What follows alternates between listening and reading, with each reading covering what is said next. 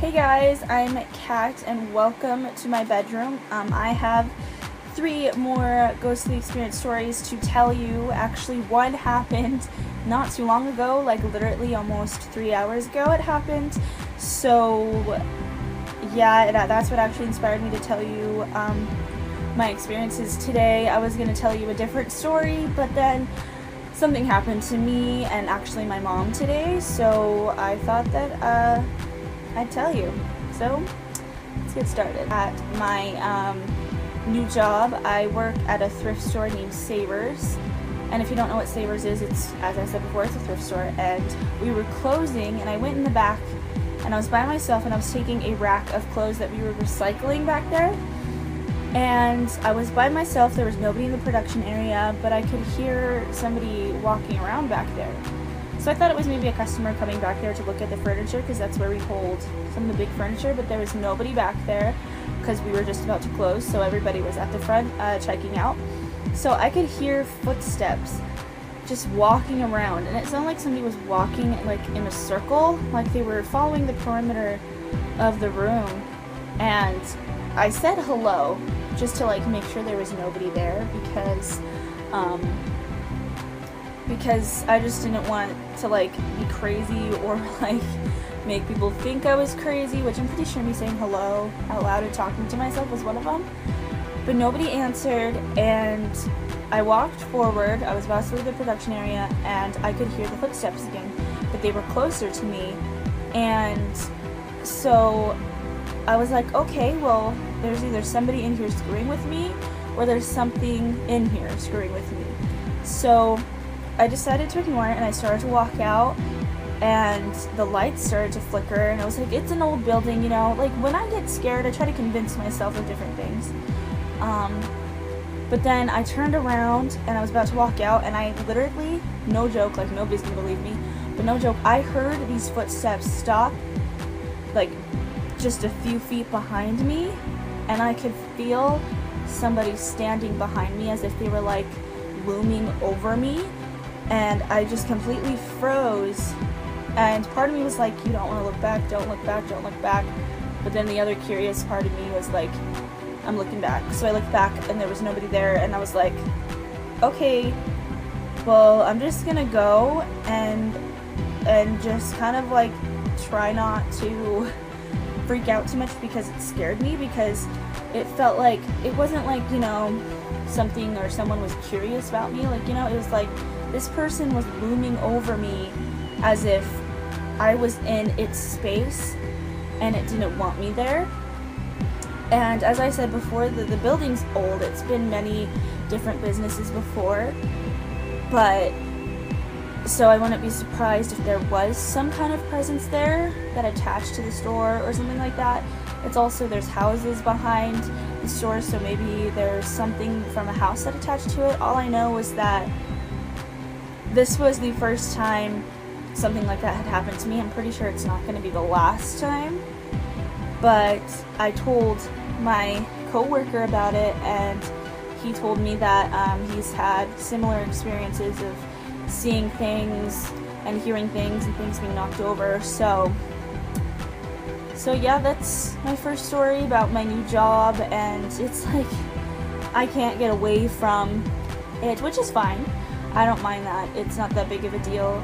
And it makes for good stories. So, and then my second story was the other night. I was in here by myself. My mom was with my stepdad, and I was laying in my bed, and I have a turtle, and on his tank there's a light so it can like emulate the sun so we can sunbathe. And the light started to flicker, which doesn't surprise me because it's an old light, so it could be going out. And then it went off, and I turned it back on. You know, it wasn't that big of a deal because it's connected to a power strip, and sometimes if there's too much stuff in the power strip, it turns off. So I turned it back on, I went back and sat back down, I was watching YouTube, and then it turned off again, but this time I heard a very distinct clicking noise. And there's a button that is on it's like a switch that you have to click and push down. and it's actually like the button's kind of sticky because I once spilled something on it, which, you know, that's why we can't have nice things. But I once spilled something on it, so the button is kind of sticky, so it kind of takes some pressure to click it. And the light went off, and I stared at the tank like, what's going on? And I realized that I heard the clicking noise, and I thought, something just turned that light off. And then, you know, the logical side of me is like, no, it just flickered off. So I got up and I looked and I examined the switch, and it was on the off side. And I was like, part of me, I was like, my logical mind was arguing with my not so logical mind and was like, you know, maybe the button did this and it just gave out. And I'm sitting there thinking, how can the button possibly give out by itself? And also with the button being so sticky, like, it takes me a minute to actually get it to stay off and get it to stay. So I turned it back on, and I was like, well, if it happens again, then I'm gonna freak out. So I sat down, I started to watch the videos again, and it happened again, and I heard the clicking noise and the light turned off, and I was like, okay, well, it's not me, it's not the button, something is turning it off. Something is literally turning, like pushing this button down and turning off the turtle tank's light. And I don't know if it's because, like, you know, announcing its presence, telling me that it's there, or if it just doesn't want my turtle to have light. I don't know, but it would be one thing if the light just turned off and wouldn't turn back on, because then I'd think, oh, well, it's sucking energy from the light. But no, this whatever person, I guess, is turning off the light every time I turn it back on. And like, I'll turn on the light and I'll go to sleep, then it'll be off, and it's like, okay, well, maybe it turns off like if it gets too hot, because I know some lights do that, but this one doesn't. And it would be clicked off. So scared. Sorry, my mom came in the room and scared the shit out of me. But anyway, yeah, I'll be asleep and the light will be on, and then I'll wake up, the light will be off, and the switch will be on the off side. And this happens often, but the other night was the first time it happened when I was awake. So it made me realize, okay, I'm not crazy. I did turn it on. It's just something is turning it off while I'm asleep. And I need to find a way, because somebody suggested recording at night while I'm sleeping, because I need to find a way to do that with another camera. Because I record on my iPad, because that's the only camera I have right now. And so I need to figure out a way to do that and have it propped up to see if something happens, but knowing my luck, nothing will happen while it's recording, and people are going to look at me like I'm crazy and tell me that I'm making up stuff when I'm not. So, but I need to figure out a way to do that. And now for my last story that happened like 3 or 4 or 2 hours ago. My mom and I went to Savers and wanted to buy some stuff because I have a really good discount. And so we went to Savers and we were hanging out, and then we came back home and we were bringing stuff downstairs, and I could hear somebody talking, and it was kind of quiet.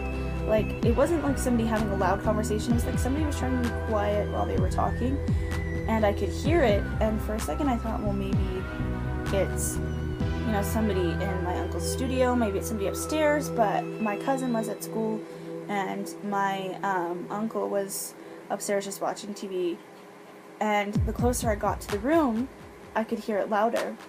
And my mom was with me at the time, and I asked her, can you hear somebody talking? And she said yes. And I was like, well, what do you think it is? She said, it's probably the TV. So I went closer to the room, and I could hear it louder, like somebody having this very quiet conversation. And the closer I got to the room, the closer that it got, and I was like, well, the TV's not on, my iPad's not on, I don't have my phone, like, my phone's not in there, nobody's upstairs, so who's talking?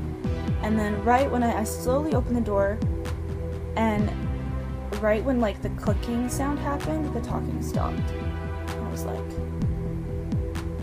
either somebody's watching very loud TV upstairs, which I know they're not, very loud, or I just interrupted somebody. And I told my mom, I was like, I think somebody was talking in our room.